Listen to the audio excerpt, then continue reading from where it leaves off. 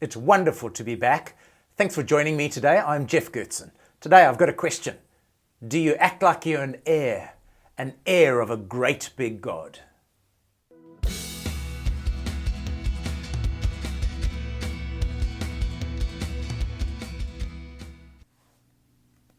Our reading today comes from Mark 11 and verse 20.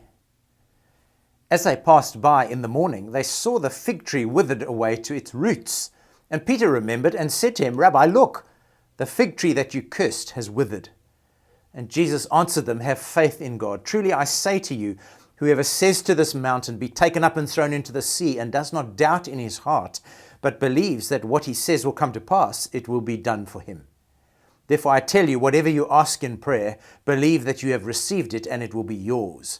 And whenever you stand praying, forgive if you have anything against anyone, so that your Father also who is in heaven may forgive you your trespasses. This is God's word to us today.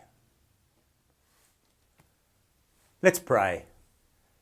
Father, forgive us that we live as if you are small, and we live as if we are big. May we pray for big things, especially the supernatural grace of forgiveness, both received and offered. We ask for your glory alone. Amen. Well, just over a month ago, Monster Jam was in Cape Town. It looked like big fun, big stunts, big tires, big engines, big trucks, big egos, big. Except that when you compare them to this, well, then those trucks are actually quite small. The captain of a nuclear aircraft carrier might be tempted to think that he is in command of a big ship until that ship hits a Pacific storm, which is itself quite small when compared to the big sun. It's the solar system's biggest object, about 1 million times the size of the Earth. At 5,500 degrees Celsius, it's also quite hot. The sun is big, except when compared to the Milky Way, then it's not very big at all, because the sun is only one of somewhere between 100 and 400 billion stars in our Milky Way. But then the Milky Way isn't very big when compared to the universe, which has between 100 and 200 billion galaxies like the Milky Way. All of that big stuff starts to make our brains pop. And here's the power fact that I want to remind you of today. God is bigger than the universe. God is bigger than Monster Jam. He's bigger than that truck, bigger than an aircraft carrier, bigger than the sun, bigger than the Milky Way, and bigger than the universe. He holds the stars in his hand, says the Bible. So this week, did you remember how big God is? Or did you forget? I think I keep forgetting. Frustratingly, I keep forgetting. I forgot this week, and I forgot last week, and I pretty much forget every week. You know how I know? You know how I know I forget? I know it by the size of my prayers. So let's do a little prayer audit today. 2023 is the year of prayer. Think about your prayers this week. What did you ask for? Did you even pray? If you didn't pray, then it's probably because you think you can handle things by your own efforts. But we're so small when faced with big obstacles like world poverty and COVID. And then if you did pray this week, what did you ask for? Did you ask big? Did you ask to function better in your dysfunction? Did you ask for a little relief from your pain? Did you ask small prayers, little prayers, teeny tiny prayers? Or did you act like an heir? Did you act like you're an heir of a great big God? Did you pray like you're a son of God, a child of God, a brother of Jesus? Did you pray like someone who belongs to the family of the great big God? Did you have the sense of entitlement that goes with belonging to the family, of owning, of heiring? Did you ask small? Or did you ask massive things from a massive God? So often, actually I confess it's usually, my prayers are about little old me, Lord me. In my better moments, I managed to pray for Aunt Aggie's toenail. Could my prayers be any smaller? We need to repent of that. How have we got here when we've got such a great big God? Why do we not ask big things from a big God, especially when he's promised to give us big things? Is it because we don't think he's big? Or because we don't think he's able? Or because we don't think, or we do think he's mean? Or because we don't think he wants to give us very much? This year, I'm encouraging us to grow in our prayer lives. I'm not content with where I am. I hope you aren't either. We're not content with small. We're not content to stay as we are for the rest of our lives. We want to live, to really live, using the promises that Jesus has given us. We want to make our lives count for eternity. We don't want to live mediocre. We don't want to waste our lives watching cute dog videos on Instagram. And so today we're going back to the perplexing fig tree to help us in our quest. Come with me to Mark chapter 11, verse 12. On the following day, when they came from Bethany, Jesus was hungry. And seeing in the distance a fig tree in leaf, he went to see if he could find anything on it. When he came to it, he found nothing but leaves, for it was not the season for figs. And he said to it, "May no one ever eat fruit from you again." And his disciples heard it. Now we met this fig tree just before Easter this year. I don't know about you, but when I read this story, I kind of feel a little sorry for the poor fig tree. It had no figs. Because it wasn't fig season, says the text. Poor tree. It gets cursed by the vindictive fury of a grumpy, ill-tempered Jesus because it hasn't got figs when it wasn't meant to have figs. That would be to miss that what Jesus does with the fig tree is to enact a parable and a somber warning by him that there is no moment when humanity isn't required to be producing figs. Which is to say, it's always fruit season for us. There's no time when we can say, it's okay for me to indulge in sin right now. You'll remember that when Jesus arrives at the temple, he finds no fruit, no prayer, just people lusting after money, just like South Africa. Everybody's lusting after money. Religion is flourishing. There are lots of leaves, but God hates religion. He wants fruit, heart fruit. Religion seems so right, but it's often a hideout for charlatans. They look leafy, they're busy, they're successful, they have big ministries, but there's no real fruit, no prayer, no love for the poor, there's no radical generosity, there's no devotion to God. So Jesus takes his whip and he drives them out of the temple. He overturns the money tables. He disrupts their commerce. And he calls them back to prayer.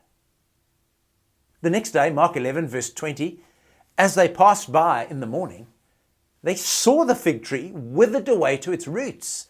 And Peter remembered and said to him, "Rabbi, look, the fig tree that you cursed has withered." And Jesus answered them, "Have faith in God. Trust God.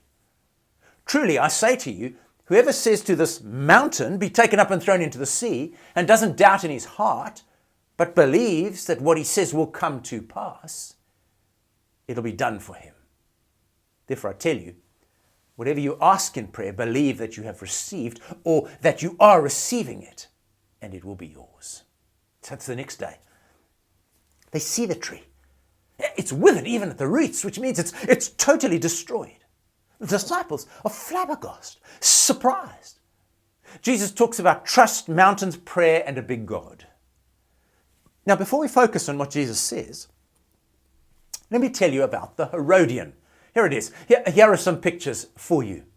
It is a massive and important archaeological site south of Jerusalem, not far from Bethlehem, in the occupied West Bank. Named the Herodian, it was built by Herod the Great, who named it after himself. Well, because he wasn't a very humble man, and that's what rulers do. He was the ruler at the time that Jesus was born. You might remember that he was the one who tried to kill Jesus by killing all the babies in the surrounding area. And he built himself this palace on this mountain. Except that when he started, there was no mountain there, so he literally built the mountain itself. It rises 700 meters into the sky. Table Mountain's about 1,000 meters in comparison. Well, of course, he didn't build it. His slaves and his captors did. It was one of the big public works projects just before Jesus was born. They literally dragged rocks and ground from nearby by hand to build this mountain. And then Herod built a palace on top of it. If you lived in Jerusalem or Bethlehem, you would have known about the man-made mountain that Herod built. The project almost certainly took years to complete. Perhaps you even knew people who worked on it, and perhaps even died on this mega project. The palace had 4 7-story towers. It had a bathhouse. The Roman bathhouses consisted of the caldarium, which had vaulted ceilings, raised floors, and channels in the walls to conduct heat. The tepidarium had mosaic floors and frescoes, and the frigidarium was where guests could cool off in a large cold pool. There was also a theatre that could seat about 450 people, had a VIP box. All of which is to say that Herod the Great had built a great mountain and a great palace. Now Jesus says his followers can do bigger things than that if we trust in a big God. In fact, we can make that mountain deposit itself in the Dead Sea. So trust big and ask big, says Jesus. Mark 11:22, Jesus answered them, have faith in God. Truly I say to you, whoever says to this mountain, be taken up and thrown into the sea, and doesn't doubt in his heart, but believes that what he says will come to pass, it will be done for him. Therefore I tell you, whatever you ask in prayer, believe that you have received it or are receiving it, and it will be yours. Trust big in a big God. Don't doubt and ask big things when you pray, not small things. But Jesus, that can't be. It just hasn't worked in my life. I've asked big things and they haven't happened. I really tried not to doubt. I did believe in a big God, but it didn't happen. And so now I don't know what to do. Why do we not always get what we ask when we do manage to ask big? 2 considerations. Here's the first. We don't always know what is best. And the big God will always do what is best. A great many of our prayers don't get answered because our thinking is wonky. Our thinking almost always starts with me. Even in our better moments, our thinking centers on me and my wants as if me is the center of everything.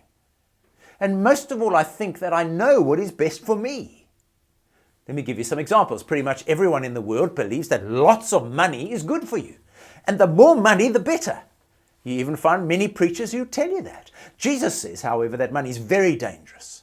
And it will often take you very far away from God. It might even cost you your soul and in your eternity. That's how dangerous it is. So when we pray for more money, often God says, no, I won't give you all the money your heart desires because you can't handle it. But in your need, you'll keep loving me and you'll keep being dependent on me. And that's much better for you than being rich. Here's another example. Our world firmly believes, I reckon you do too, that all suffering is wrong. But that's wonky thinking. Discipline kind of suffering is good. Training kind of suffering is good. Suffering humbles us. And humility is good. God knows that suffering is actually often very good for us. It's exactly what we need. It awakens us to eternity. It's God's megaphone to our world. It breaks through our human self-sufficiency. It turns our hearts towards another day that is much better than living in Mauritius or Australia. And then when Christians suffer and hold on to God in the midst of that immense pain, then that's a supernatural signboard to the world of someone much bigger. It's a signboard of God. Intense, agonizing suffering in this world is not our worst enemy. Alienation from God is. And sometimes God says no to removing suffering that we so desperately want removed because he's doing something so much bigger than we can fathom. We can't feel it now, but we will. I mean, just think of the cross as an example. If God removed that suffering, we'd all be condemned to hell. That suffering was for our good. It was for our salvation. Why do we not always get what we ask? Because we don't always know what is best. And sometimes we're just not big enough to see God's answers. Let me tell you about one of my prayers when we lived in Durban. On a Thursday night every week, I would get in my car and drive to Belita. It's about half an hour's drive from Durban North, where we lived, to Belita. I drove there to lead a little Bible study group in a home. And as I drove, I often used to pray for God to start a church in Belita. I thought it's crazy that I'd drive all this way. It'd be much better if there was a church there. After 5 years of praying, we moved to Cape Town. And nothing had happened. No church, no prospect of a church, no answer, nothing. It'd be easy, wouldn't it, to conclude that God didn't hear my prayer. But you know that today there's a church in Belita. It's called Christ Church North Coast, and it's booming. It was founded some years after we left, completely without any activity from us, because God heard my prayer and answered it. Was I the only one that prayed it? I doubt it. Did it all come about because of me? I doubt that very much. The point is that just because we don't see it, doesn't mean it hasn't been heard. Just means that often we're not big enough to see the answers to our prayers. I mean, when you force your child to go to school, they don't understand. They're too small, and often they hate you for it. What parent hasn't heard words like this? You're ruining my life. But you're the parent, and you are bigger. You are wiser. You know the plan when they're too small to see it. So parent. Your plan is for them to learn to read. And only years later do they see and understand why it was all necessary. Often it's the same with us. We're too small. Too small to see the bigger plan when it seems like God is silent. He might just be saying, it's going to take some time, child. Keep on praying. Keep on trusting me. I've got it. Don't give up. The plan is bigger than you and your life and what you can see right now. You keep praying. You keep praying big.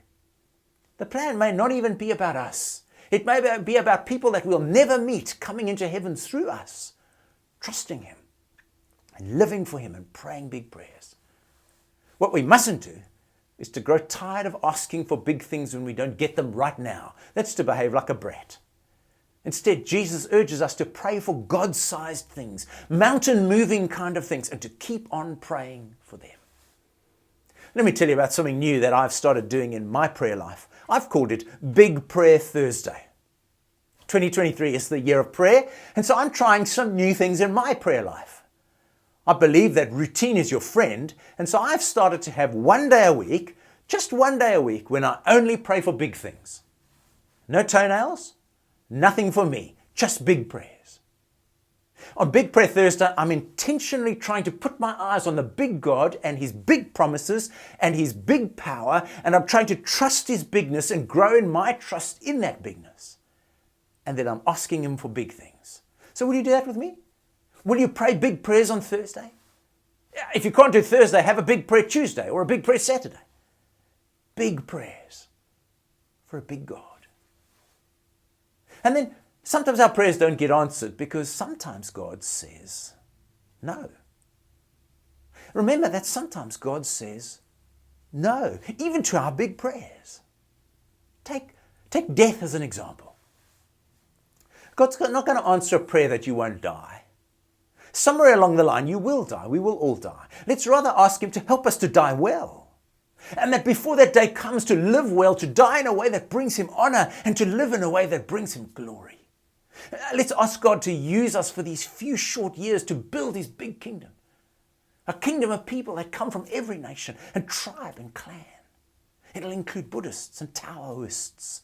There'll be people from the Middle East and from Patagonia. And best of all, there'll be people from Claremont and Newlands, and Plumstead and Kenilworth, Cape Town, South Africa. Finally, Jesus closes off the fig tree conversation by giving us an example of a really big supernatural prayer. He says, don't forget to forgive. Mark 11:25, and whenever you stand praying, forgive if you have anything against anyone, so that your Father also who is in heaven may forgive you your trespasses. Forgiveness is the feature of faith that looks the most like the big God. If you've ever been wronged, and I'm sure that you have, you'll know that forgiveness is massive, and it's massively difficult. It's easier to forgive someone who's repentant, but it's still hard. When someone comes to you and says, I'm really, really sorry, please forgive me, forgiveness becomes humanly possible. But when they don't, and most often they don't, then forgiveness is supernaturally big. Whenever we pray big, we're also to forgive big because we have been forgiven big. Perhaps you're abused by someone or being abused right now. Perhaps you're really badly treated by an employer or a spouse or a parent. Perhaps you were unjustly accused by a teacher or a work colleague. Perhaps you stood for truth and justice and you were maligned.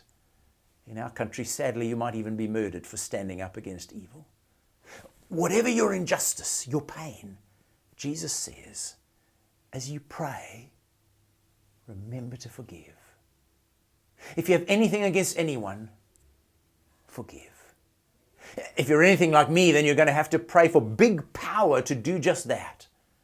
That offense just seems to keep popping up in your head. It just keeps coming to mind and your heart keeps telling you, be angry, be very angry. You were wronged. You have a right to be angry. No, says Jesus. Forgive. Let it go. If you have anything against anyone, forgive even as your Father forgives you. That's a big prayer. We have to pray it on Big Prayer Thursday. God, will you give me a heart of forgiveness? Take steps towards forgiveness. Try and broker a meeting perhaps. Try and talk face to face if you can. Act with forgiveness. That is to act with good intent towards the party that has wronged you, even when you don't want to. Choose forgiveness when your emotions tell you otherwise. Work for their best. That's a big prayer. It's a prayer that will certainly change us. Today, remember that we do not love and worship a small God. We are small, but He's very big. And He invites us to pray big, to pray for big fruit, to pray for heaven and eternity and really big things. He calls us to reassess our prayers and to turn our hearts heavenwards to that day when we'll see Him face to face. To that day when we'll be invited into His presence for all eternity. To that day when we'll celebrate His grace and see the fruit of His forgiveness. Pray big prayers, because He's a big God. Let's do that right now. Dear Lord, thank You for this invitation, encouragement and challenge. Please, we pray, will You make us big prayers for Your honor and Your glory. Amen.